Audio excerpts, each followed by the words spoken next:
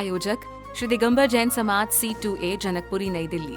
संरक्षक doctor SK Jain, सेठ धर्मचंद जैन, प्रधान राजेश जैन, उप प्रधान भीम सिंह जैन, सचिव राजेंद्र जैन, सह सचिव मनीष जैन, कोषाध्यक्ष अतुल जैन, भंडारी संदीप जैन, संयोजक सचिन जैन, पुनीत जैन, सुनील जैन, सदस्यगण पंकज जैन, सुभाष जैन, कुणाल जैन, अजय जैन, मितेश जैन, नवीन जैन।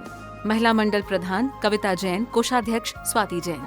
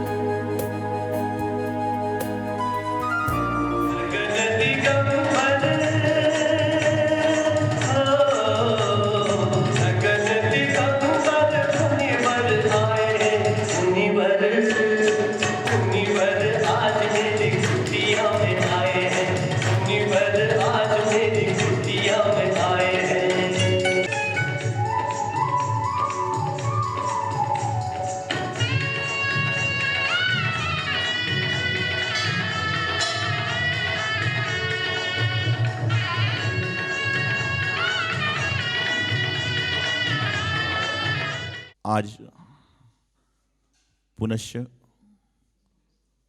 लगभग 1.5-2 साल के बाद में पुनश्च लोधी रोड में भगवान महावीर स्वामी के दर्शन का सौभाग्य हुआ, दर्शन करने का अवसर प्राप्त हुआ। और मैं अक्सर एक बात कहता हूँ कि जब जब भी मैंने कोई भी यात्रा प्रारंभ करी है, चाहे लोधी रोड चौमासे के बाद में हस्तिनापुर जी की हो, बेला जी की हो, चाहे नैनीताल की हो, चाहे जो हमारे आराध्य हैं, जन जन के आराध्य हैं, कचरे वाले पारसनाथ भगवान की यात्रा प्रारंभ करी, तो निश्चित रूप से कहीं ना कहीं से लोधी रोड में भगवान महावीर स्वामी का आशीर्वाद लेकर ग्रीन पार्क से प्रारंभ करी थी। और लगभग यूँ कहना चाहिए कि उस यात्रा का कहीं ना कहीं जो अंत की ओर आज हो रहा है कि लगभग 200, 500, 1000 किलोमीटर नहीं, पूरे ये मानिए लोधी रोड से लोधी रोड आने तक 5000 किलोमीटर से ज़्यादा की पदयात्रा करके यहाँ पर पहुँचे। क्योंकि अभी दिल्ली में आने के बाद भी 300-400 किलोमीटर की यात्रा हो गई, जनकपुरी चौमासा हुआ, फिर उधर गए तो 100-150 किलोमीटर तो दिल्ली में हो गया, लाल मंदिर गए, कहीं सारा का सारा, तो ये हो गया। तो जीवन में प्रत्येक व्यक्ति, प्रत्येक मनुष्य कोई ना कोई कार्य को करता है और उस कार्य को करने का कोई ना कोई प्रयोजन प्रत्येक व्यक्ति का होता है। लेकिन जो प्रयोजन आपके लिए और आपके साथ साथ में आपके अपनों के लिए लाभदायक है, उस कार्य को करने से तो कहीं ना कहीं आपके जीवन को यश मिलेगा, वृद्धि मिलेगी, समृद्धि मिलेगी, आपके जीवन का भाग्य सौभाग्य में परिवर्तित होगा। कुछ लोग कुछ करते हैं लेकिन उनको यह नहीं पता कि मुझे ये करना क्यों है, बस करे जा रहे हैं। बच्चे को प्रातःकाल उठकर स्कूल जाना है, क्योंकि रूटीन बन चुका है, स्कूल जाना है, स्कूल से आना है, भोजन करना है, ट्यूशन जाना है, खेलना है और सोना है। उसको उस समय पता नहीं कि स्कूल का महत्व क्या है, लेकिन बाद में जब बड़ा होता है, जब उसको मालूम चलता है या सोचता है कि 5वीं क्लास में, 10वीं क्लास में, 12वीं क्लास में मैंने थोड़ी और पढ़ाई करी होती तो मेरे नंबर और 10-20 ज़्यादा आए होते, तो उससे मेरे को जीवन में और सफल मिलती, मेरा कैरियर भी अच्छे से होता। ये बात इंसान को उस समय समझ में नहीं आती, क्योंकि उस समय वह अबोध है।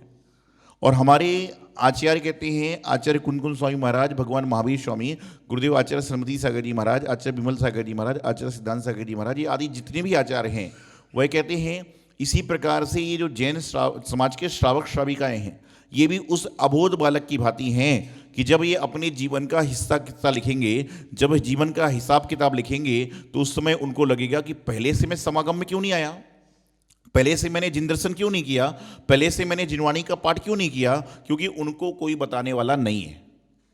वह बालक अबोध इसलिए है कि उसको समझ नहीं है। और उसी प्रकार से श्रावक श्राविकाओं को अबोध क्यों कहा गया, कि उनको कोई मार्गदर्शन करने वाला, उनको कोई बताने वाला नहीं है। वर्तमान में यदि भगवान महावीर स्वामी की परंपरा को यदि कोई आगे बढ़ा रहा है, तो यह हमारे दिगंबर संत हैं जो भगवान महावीर स्वामी की परंपरा को आगे बढ़ा रहे हैं। आप तो मात्र महाराज जी का जब बिहार होता है तो एक झंडा लेके चल देते हो। जब महाराज जी का जब बिहार होता है तो झंडा लेके चल देते हो। झंडा भी कौन लेता है? अधिकांश से मंदिर का व्यास। सोचने वाली बात है, जो झंडा जो हमारे घर पर लगा हुआ है वह नीचे गिर जाए तो हम लोग तुरंत उठा के उसको लगाते हैं, मस्तक पर लगाते हैं। विचार करना कि जितना आपको पुण्य महाराज जी का कमंडल लेकर चलने में है, उतना ही पुण्य भगवान जिनेंद्र का झंडा लेकर चलने में है, क्योंकि यही तो ध्वज है। ध्वज किसके हाथ में होना चाहिए? तो मैं आपको बताना चाह रहा हूं कि भगवान महावीर स्वामी का जो झंडा लेकर चलते हो एक दिन के लिए, लेकिन यदि सचमुच में भगवान महावीर स्वामी का झंडा लेकर कोई चल रहा है तो हमारे दिगंबर संत हैं, क्योंकि नगन मुद्रा हाथ में पीछे लेकर जो चलते हैं, कमंडल लेकर चलते हैं, यही तो भगवान महावीर स्वामी का उपदेश है।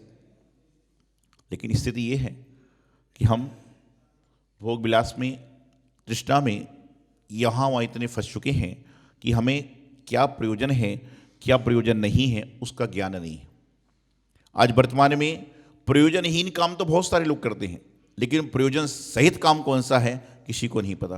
परसों जब ग्रीन पार्क में विधान चल रहा था तो उस समय मैंने एक बात बताई थी कि हम मंदिर जी में आते हैं, श्री जी का अभिषेक करते हैं, जल लेते हैं। ये भी कहीं ना कहीं कर्ज है, ये मंदिर का कर्ज। इसलिए हम लोग अभिषेक करने के बाद में मंदिर की गुल्लक में या जो व्यवस्था होती करते हैं। यदि आपने मंदिर जी में कोई कार्य हो रहा है और आपने बहुत बड़ी बोली ली है, लेकिन उसके बाद वहाँ की समाज ने आपको माला पहना दी, मोमेंटो दे दिए, कपड़े दे दिया, तो ये समझ के चलना कि उतने बोली में से आपके पैसे माइनस हैं, क्योंकि मंदिर का सामान उतना आप घर लेकर आ गए। जो मंदिर का सामान आप घर लेकर आते हो उतना चीज आपके द्रव्य में से माइनस हो गई है। तो यदि मान लीजिए आपने 1 लाख रुपए की बोली ली है और 10,000 का सामान ले लिया, तो ये बोलना चाहिए मैंने 90,000 रुपए मंदिर में दिए, क्योंकि 10,000 का सामान तो ले ही आए, वापिस तो आ गया ना आपके पास, चाहे उपहार स्वरूप में आया। लेना बुरा नहीं है, नहीं तो कल से आप लेना बंद कर दो, लेकिन ये बोलना कि भैया मैंने जो है 10,000 का सामान मंदिर से। हम जब घर में थे ना तो हमारी माँ हमें शिक्षा देती थी, सबकी मानो दी होगी, कि बेटे मंदिर जाना तो मंदिर से कुछ लेकर मत आना। आप लोग से भी कहा होगा, आपकी माता पिता ने, दादा दादी ने, सबने कहा। तो आज वही स्थिति आपकी भी हो गई कि आपने सुन लिया कि मंदिर से कुछ लेकर मत आना, तो मेरे प्रवचन सुनते हो, बड़े मुंडी मटका के ताली बजाते हो, सब कुछ करते हो, और घर आके पूछते, माँ पूछती क्या सुना? अरे बोले आपने ही तो कहा था मंदिर से कुछ लेकर मत आना, तो वहीं सुना और वहीं छोड़ दिया। क्या किया? वहीं सुना और वहीं, क्योंकि महाराज ने ही तो कहा था ना कि भाई मंदिर जाना तो मंदिर से कुछ लेकर मत आना। तो भैया उन्होंने कहा था, माँ ने कहा था, महाराज ने कहा था, लेकिन मतलब वस्तु से लाने का मतलब था, ये तो ऐसी बात थी कि इसको लाओ और दुनिया को बताओ। जैनागम में हम मंदिर में भगवान जी का जो गंधोदक लगाते ना, आप विचार करना, गंधोदक सिर पे लगाने के बाद में आप मंदिर के बाहर नहीं जाते, गंधोदक वहीं सूख जाता है। ये हमारे जैनागम में महिमा है कि यहां का सामान कहीं बाहर जा ही नहीं सकता। तो इसलिए हमें उपयोग करना चाहिए, चाहे मंदिर के बाहर। कल हम लोग संयम प्रकाश ग्रंथ पढ़ रहे थे संध्या काल में, उसमें कहा गया, और आप सब जानते हो, कि एक बूंद अनछने पानी में कितने जीव होते हैं? 36,450 एक बूंद में। और उसमें उन्होंने कह दिया कि एक बूंद अनछने पानी के जो जीव हैं, यदि सरसों के दाने के बराबर फैल जाएं, हर तरह की उसमें वैज्ञानिक दृष्टि बताई गई थी, तो पूरे 3 लोक में फैल जाएं, इतने जीव हो जाएं एक बूंद अनछने पानी में। और आप विचार करिए हमारे निमित्त से कितना पानी अनछना इस्तेमाल हो रहा है, कितना पानी हो रहा है, क्यों हो रहा है। मैं तो कई बार बोलता हूं, जब मेरे खुद के कार्यक्रम होते ना, और लोग बोलते कि महाराज जी आज 1,000 आदमी का खाना है, तो मैं भगवान से कहता हूं, हे भगवान, आज मेरे चक्कर में 1,000 आदमी ये रात के रसगुल्ले खाएंगे बने हुए, क्योंकि 1,000 आदमी का खाना होना है। मिठाई कब बनेगी आप सब जानते हो, और नाम किसका है? बोले महाराज जी आई, इसलिए रसगुल्ला खिलाना पड़ा। अरे महाराज जी का क्या मतलब है? महाराज जी थोड़ी ना बोले तुम रसगुल्ले खिलाओ। विचार करना कि रात्रि भोजन में जितना दोष है, उतना ही दोष रात्रि के बने हुए खाने में। जिस व्यक्ति का रात्रि भोजन का त्याग है, वह यदि रात्रि का बना भोजन करता है, तो समझ के चलना कि उसको रात्रि भोजन जैसा सच दोष लग रहा है। और ये होता ही है, हमारे कार्यक्रम हो, किसी संत के कार्यक्रम हो, कोई बड़ा कार्यक्रम हो, जब रात्रि में अगले दिन सुबह भोजन होना है, 500 लोग का 1000 लोग, तो क्या करेगा आदमी? और आपको खाना भी गुलाब जामुन है। अरे भाई, मंदिर में यदि आवश्यकता है तो आपको पार्टी जैसा नहीं खाना है। मंदिर में आवश्यकता है विधान का, तो उतना लो ना जितना घर में ले रहे हो। घर में रोज रसगुल्ला खाता है क्या आदमी? लेकिन नहीं, मंदिर में तो नहीं बना। तो प्रधान जी, कैसी है जी मंत्री, और तुमने क्या बनाया? अरे तुम मंदिर भोजन करने आए कि भजन करने आए हो? और कई आदमी आके मुझसे पूछते हैं, महाराज जी मंदिर में कब आऊं? तो मैं कहता हूं भाई 3 टाइम है। तो बोले कौन कौन से 3 टाइम? अभिषेक करना है तो 7 बजे आ जाओ, प्रवचन सुनना है तो 9 बजे आ जाओ। और मैं चुप हो जाता हूं। अभिषेक करना है तो 7 बजे आओ, प्रवचन सुनना है तो 9 बजे आओ, उसके बाद मैं चुप हो जाता हूं। तो पूछता महाराज तीसरा टाइम कौन सा है? मैं कुछ बोलता नहीं हूं। तो 2-4 वो बोलते तीसरा टाइम कौन सा है? और यदि आपने कुछ पूछा और मैं बोलूं ना, तो आपके मन में जिज्ञासा चालू होती है। तो मैंने कहा भाई अभिषेक करना है तो 7 बजे आओ, प्रवचन सुनना है तो 9 बजे आओ, और भोजन करना है तो 11 बजे आ जाना। अभिषेक करना है तो 7 बजे आओ, प्रवचन है तो 9 बजे आओ, भोजन करना है तो 11 बजे आओ। वही होता है मंदिर में अभिषेक के समय 7 बजे 7 आदमी, प्रवचन के समय 60 आदमी, और भोजन के समय 200 आदमी। ये होता ही है, जनरली हो रहा है। सारा क्या है मतलब इंपॉर्टेंट क्या है? भगवान का भजन। भजन के बाद भोजन करो तो बात समझ में आ रही है। और मैं तो हमेशा कहता हूं कि जो 3 घंटे से भजन कर रहा है वह मंदिर में भोजन का अधिकारी है। वह भोजन का अधिकारी नहीं है कि 3 मिनट पहले आया, अर्घम निरपामती स्वाहा, आड़म ताड़म कछुना जानम और रसगुल्ला छता, ये चल रहा है। आदमी जो है उससे पूछो पूजा में आपने क्या क्या किया, वो मालूम नहीं है, लेकिन भोजन में क्या क्या थाली में था वो सब कुछ पता है। क्यों? हमारी पैराइटी। जिन मंदिर, जिनेंद्र भगवान का शास्त्र पढ़िए, स्वाध्याय करिए, कितना आता है कि मंदिर में हम जब पैर धोते हैं तो यदि नल फालतू खुला रहे तो उसका दोष भी आपको लगता है, आपके परिवार को लगता है।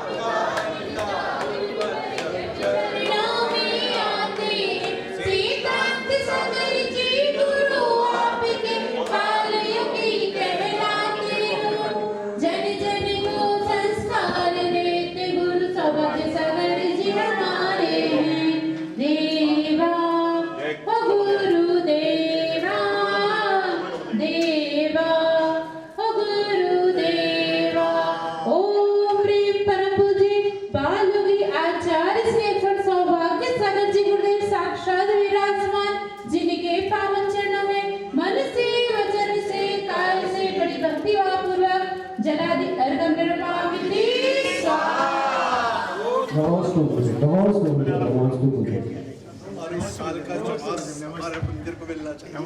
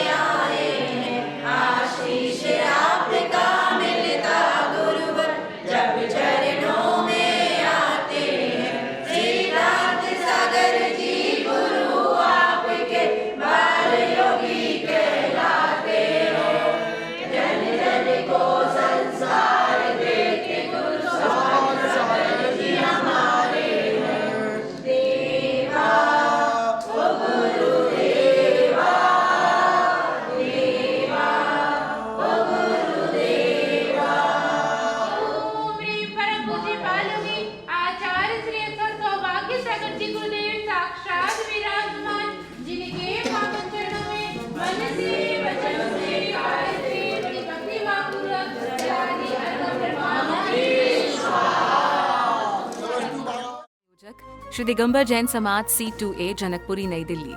संरक्षक डॉक्टर SK जैन, सेठ धर्मचंद जैन, प्रधान राजेश जैन, उप प्रधान भीम सिंह जैन, सचिव राजेंद्र जैन, सह सचिव मनीष जैन, कोषाध्यक्ष अतुल जैन, भंडारी संदीप जैन, संयोजक सचिन जैन, पुनीत जैन, सुनील जैन, सदस्यगण पंकज जैन, सुभाष जैन, कुणाल जैन, अजय जैन, मितेश जैन, नवीन जैन।